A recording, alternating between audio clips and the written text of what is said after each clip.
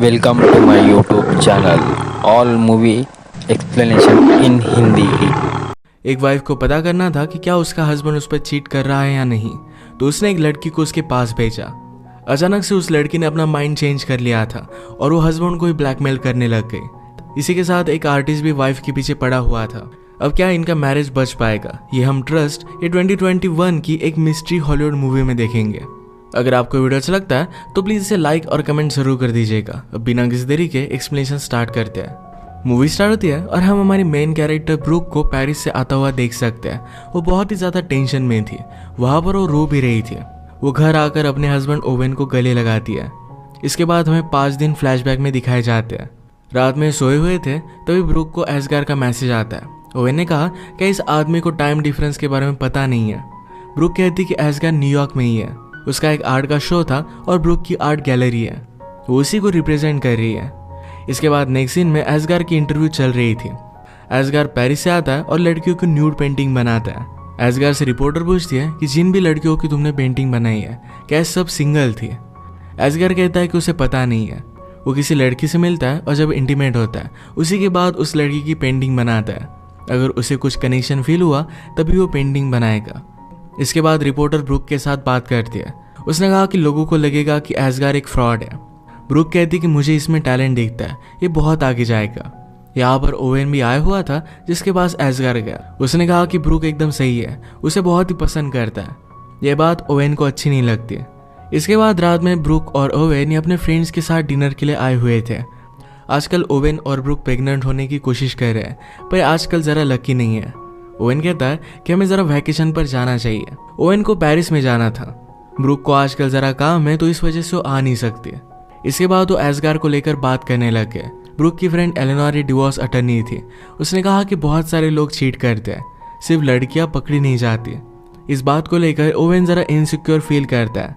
घर आने के बाद ब्रूक ने ओवेन से सॉरी कहा कि फिर से उसे काम पर जाना पड़ेगा, आजकल वो जरा बहुत ही ज्यादा बिजी है। ओवेन कहता है कि तुम्हारे गैलरी में शो होने के बाद एक वीकेंड आ रहा है जहां पर हम पेरिस पर जा सकते हैं। 2 दिनों के लिए एक बहुत ही अच्छा वीकेंड हो जाएगा। ब्रूक ने कहा कि मेरे शो के बाद एक्चुअल सेलिंग स्टार्ट हो जाएगी, इसी वजह से वो नहीं आ सकते। ओवेन डायरेक्टली टिकट भी लेकर आया था जो ब्रूक को नहीं दिखा था। उसका मोबाइल पीछे रह गया था, जिसमें ब्रूक ने एक मैसेज पढ़ा जिसमें कहा था कि कल रात हम दोनों को मिलना है, उस प्लेस पर मजा आएगा। और इस मैसेज को डिलीट करने के लिए भी कहा गया था। तो ब्रूक अब ओवेन पर शक करने लग गई। उसने ओवेन से पूछा कि सारा कौन है। ओवेन कहता है कि वो मेरी शो की एक प्रोड्यूसर है। ओवेन न्यूज रिपोर्टिंग का काम करता है। एसगार की शो की वजह से ब्रूक को बहुत सारे प्रॉब्लम्स आ रहे थे। पैसों की भी थोड़ी सी प्रॉब्लम थी जो शो के बाद सॉर्ट आउट हो जाएगी। तभी एसगार ब्रूक के पास आया। वो कहता है कि एक मिलियनर मेरी पेंटिंग में बहुत ही ज्यादा इंटरेस्टेड है। ब्रूक ने ऑलरेडी उसका नाम सुना हुआ था तो इस बात के लिए एक्साइटेड हो गए। पर एसगार कहता है कि वो यहाँ पर नहीं आने वाला, यानी कि न्यूयॉर्क में नहीं आएगा, हमें उसके पास जाना पड़ेगा पेरिस में। ये बात ब्रूक के लिए जरा हार्ड थी क्योंकि शो के चलते इस तरीके से वो नहीं जा सकती। एसगार कहता है कि मैं बिजनेस की बातें नहीं कर सकता, तुम्हें उसे हैंडल करना पड़ेगा, मैं तुम्हारे बिना वहां पर नहीं जाऊंगा। तो जल्दी से हम वहां पर चले जाते हैं। ब्रूक ने यह बात अपने लॉयर फ्रेंड को बताई। उसने मजाक किया कि तुम एसगार के साथ पेरिस में जाने वाली हो, शायद नेक्स्ट तुम्हारे हस्बैंड को ही मुझे रिप्रेजेंट करना पड़ेगा। इसके बाद ये बात बताने के लिए ब्रूक ओवेन के पास आए। ओवेन के साथ शो की लड़कियां थी जो देखकर ब्रूक जरा जेलस हो जाती है। उसने सारी सिचुएशन ओवेन को समझाई और लास्ट में कहती कि मुझे पेरिस में जाना पड़ेगा। ब्रूक पहले तो यही चाहता था, पर ब्रूक एसगार के साथ जा रही है इस वजह से उसे गुस्सा आ जाता है। उसने वीकेंड पर अपना शो कैंसिल किया था, पर अब ये शो वो ले लेता है। आज मिडिल ऑफ द नाइट वो अचानक से उठकर कहीं चला गया। उसने एक टैक्सी बुक की थी। इसकी इन्फॉर्मेशन ब्रूक को उसके टैबलेट से मिल जाती है। वो कहाँ पर जा रहा है इसका एड्रेस भी उसे दिख गया। उसने उसे कॉल करने की बहुत कोशिश की पर उसका कॉल लगा ही नहीं। रात में इसके बारे में ओवेन से पूछते हैं तो ओवेन ने कहा कि मेरा कुछ काम था, एक स्टोरी मुझे कवर करनी थी। ब्रूक उसे ऐसे जाने के लिए सॉरी कहती है। ओवेन ने नोटिस किया कि ब्रूक बहुत ही अच्छे अच्छे कपड़े लेकर जा रही है। तो ब्रूक कहती है कि वहां पर मुझे शायद डिनर के लिए भी जाना पड़े, तुम्हें मुझे लेकर वरी करने की कोई भी जरूरत नहीं है। उसने कहा कि हमें एक दूसरे पर ट्रस्ट करना चाहिए। ब्रूक के जाने के बाद ओवेन अपने फ्रेंड के साथ एक बार में आया। वो कुछ ड्रिंक्स ले रहे थे पर ओवेन ज्यादा ड्रिंक नहीं करता। अचानक से एक लड़की ओवेन को अप्रोच करती है जिसका नाम था एमी। एमी ने उसे न्यूज से पहचान लिया था। वो कहती है मेरे कॉलेज में एक पेपर था जिसकी वजह से मुझे तुम पर रिसर्च करना पड़ा। वो उसकी एक बहुत ही बड़ी फैन है। इसी के पैरेलल में ब्रूक और एस्गार ये बिजनेसमैन के साथ बातें कर रहे थे। यहाँ पर एस्गार ब्रूक के साथ फ्लर्ट करने की कोशिश करता है, पर ब्रूक उसे भाव नहीं देती है। न्यूयॉर्क में ओवेन एमी के साथ था, पर अब वो घर जाना चाहता था। पर एमी कहती है मेरी फ्रेंड 2 मिनट में यहाँ पर आ रही है, वो तुम्हारी बहुत बड़ी फैन है, तो उससे तुम मिल लेना। उसने उसका ऑटोग्राफ भी लिया। ओवेन के फ्रेंड एडम को जाना था, तो एडम ने कहा कि हमें यहाँ से चलना चाहिए, पर ओवेन उस लड़की के लिए रुक रहा था। एडम रियलाइज करता है कि ओवेन एक गलती कर रहा है। एमी को अपनी फ्रेंड का मैसेज आता है कि आज रात वो आ नहीं पाएगी, पर फिर भी ये बात वो ओवेन को नहीं बताती है।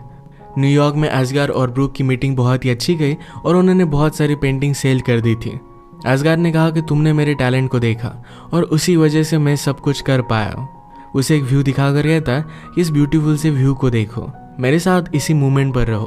ब्रूक ने कहा कि मुझे जाना पड़ेगा। एस्गार कहता है कि सिर्फ मेरे साथ एक ड्रिंक लो और इसके बाद हम देखेंगे। इसी के पैरेलल में हम देखते हैं कि ओवेन एमी के साथ इंटीमेट हो गया था। ब्रूक के ओवेन को बहुत सारे मैसेज आ रहे थे, पर वो कुछ भी रिप्लाई नहीं कर रहा था। ओवेन एमी से कहता है कि मेरी एक वाइफ है जिससे मैं बहुत ही प्यार करता हूँ, मैंने आज तक ऐसा कुछ भी किया नहीं था। एमी जरा गुस्सा हो गई कि वो उसे बाहर निकालने की कोशिश कर रहा है।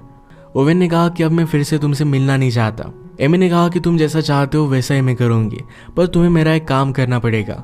वो भी कॉलेज में जर्नलिज्म का एक कोर्स कर रही थी और इसके बाद उसे जॉब चाहिए होगी, तो ओवेन के कॉन्टैक्ट से उसे जॉब मिल सकती है। उसी का लेकर उसे ब्लैकमेल करने लग गए। ओवेन भी अपना मैरिज सेव करने के लिए इस बात के लिए मान जाता है। इसके बाद हम देखते हैं कि ब्रूक घर पर आई।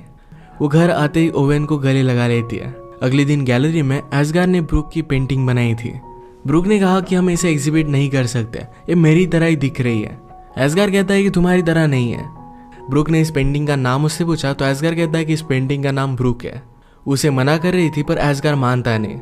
रात में इनका शो हुआ। ओवेन पहचान लेता है कि पेंटिंग ब्रूक की है। जिस तरीके से एस्गार ब्रूक के पास था, ये सारी चीजें उसे अच्छी नहीं लगी। उसके फ्रेंड ने भी पहचान लिया था कि ये पेंटिंग ब्रूक की है। ये शो अच्छा बिक रहा था, तो ब्रूक और एस्गार दोनों बहुत ही खुश थे। यहाँ पर हम देख सकते हैं कि एमी भी पहुंच जाती है। ओवेन ने उसे देखा और डर जाता है। वो अपने फ्रेंड से कहता है कल रात में तुम्हारे साथ था, यही हम स्टोरी बनाएंगे। पूरी रात हम ड्रिंक करते रहे और मैं किसी और से मिला ही नहीं। उसके फ्रेंड ने पूछा कि तुमने आखिर में किया क्या है। ओवेन ने कहा कि मैंने एक बहुत बड़ी मिस्टेक कर दी। फ्रेंड को भी ओवेन पर गुस्सा आता है। ओवेन को एमी को देखते हुए ब्रूक ने देख लिया और उसे पूछती है क्या तुम उस लड़की को जानते हो। ओवेन ने कहा कि मैं बहुत सारे लोगों को मिलता रहता हूँ, तो उसे याद नहीं है। एमी को देखने के बाद एस्गार उसके पीछे पड़ गया और आकर वो ब्रूक से उसे मिलवाता है।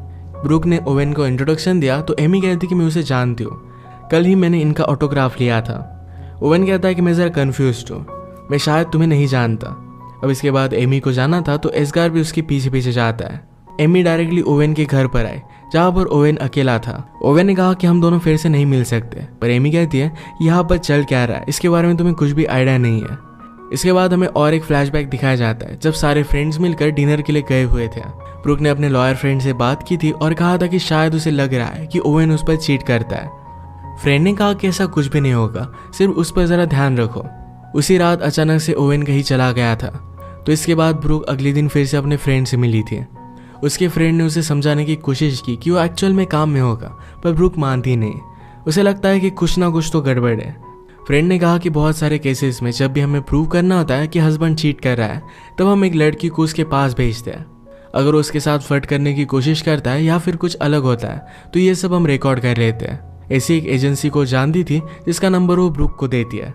उसने ये भी कहा कि तुम्हें ओवेन पर ट्रस्ट करना चाहिए, तुम्हें इसकी ज़रूरत नहीं पड़ेगी। रात में ओवेन का इस तरीके से जाना ब्रूक को सोने नहीं देता।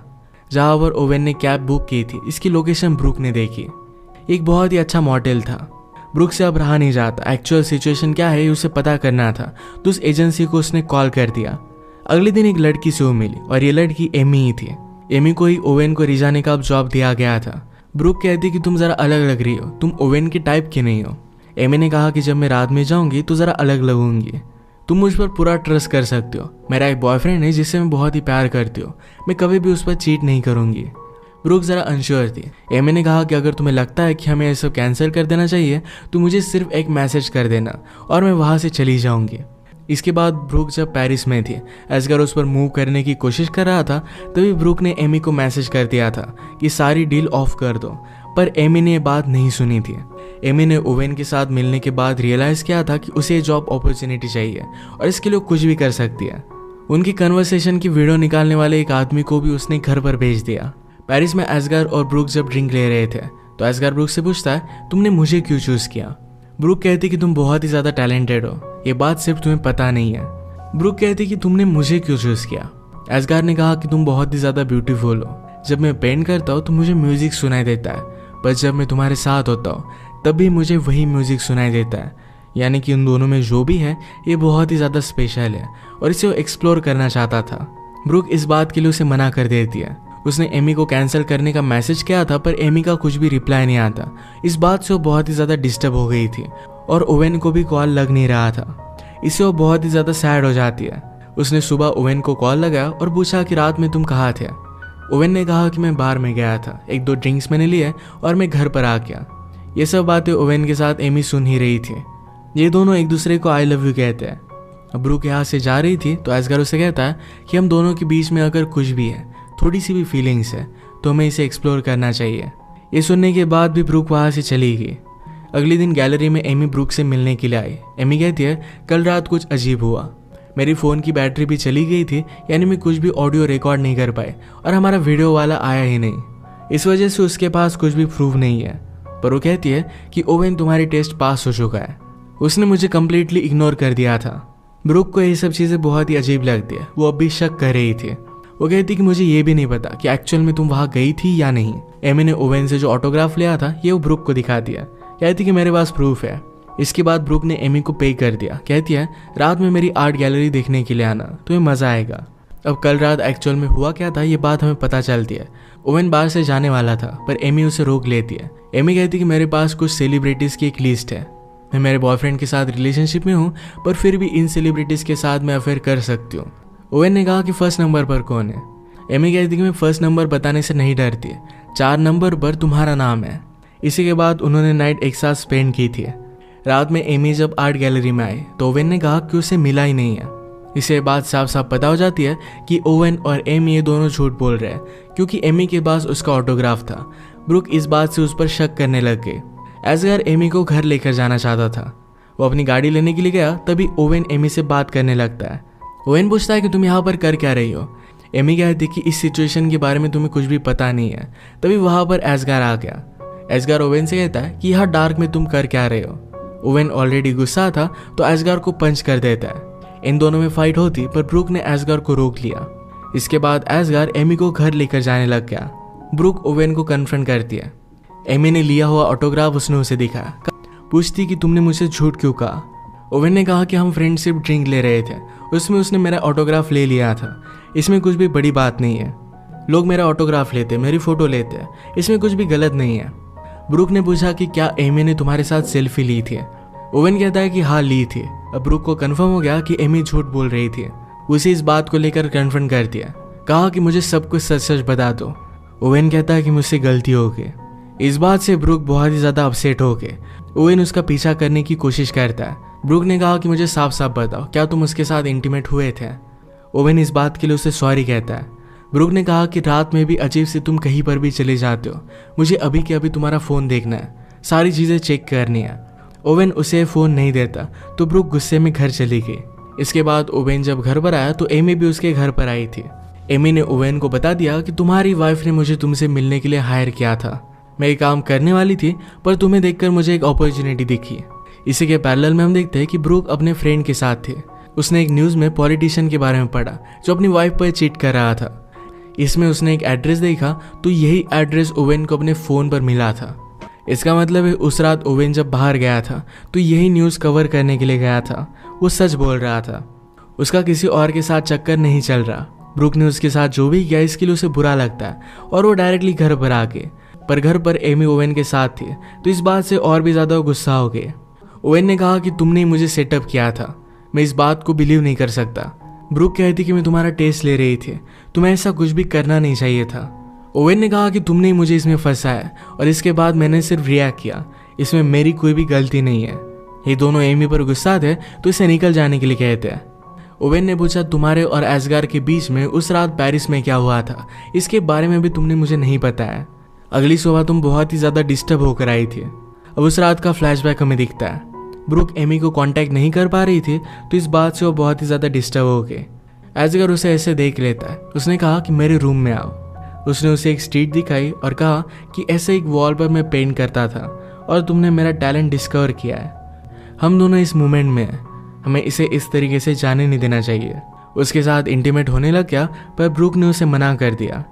अब प्रेजेंट में ओवेन ने ब्रूक से पूछा था कि क्या तुम्हारे और एसगार के बीच में कुछ है, तो ब्रूक कहते कि तुमने मुझ पर चीट किया, तो ये सवाल तुम नहीं पूछ सकते। इसका आंसर वो उसे कभी भी नहीं देगी। इसके बाद ओवेन ने अपनी बैग भरी और यहाँ से वो जाने लग गया। ब्रूक उसे पूछती है कि क्या तुम क्रिसमस के लिए वापस आओगे। ओवेन ने अपने सूट में से टिकट निकाले। उसने कहा कि क्या मेरे साथ क्रिसमस के लिए पेरिस पर आओगी। ब्रूक इसके लिए हाँ कह देती है। इन दोनों ने एक दूसरे को माफ़ कर दिया था।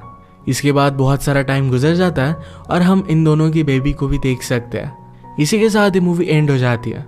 अगर आपको एक्सप्लेनेशन अच्छा लगा तो प्लीज़ इस वीडियो को लाइक और कमेंट ज़रूर कर दीजिएगा। मैं बहुत सारी मूवीज़ लेकर आते रहता हूँ, तो प्लीज़ इस चैनल को सब्सक्राइब कर दीजिए और बेल नोटिफिकेशन आइकन दबाना मत भूलिएगा। हम फिर से मिलेंगे और एक नई मूवी के साथ। तब तक के लिए थैंक यू और आप अपने आप का ख्याल रखिए।